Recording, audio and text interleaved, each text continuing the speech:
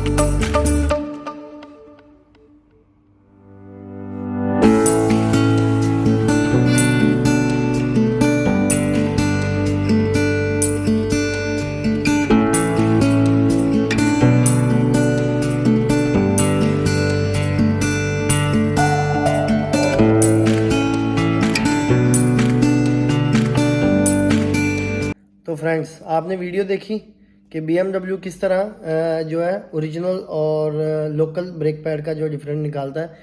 तो ये मेरे जो अपना PC है, मेरा अपना लैपटॉप है, उसमें ये मेरे पास इस तरह की एक नहीं हज़ारों वीडियो पड़ी हैं।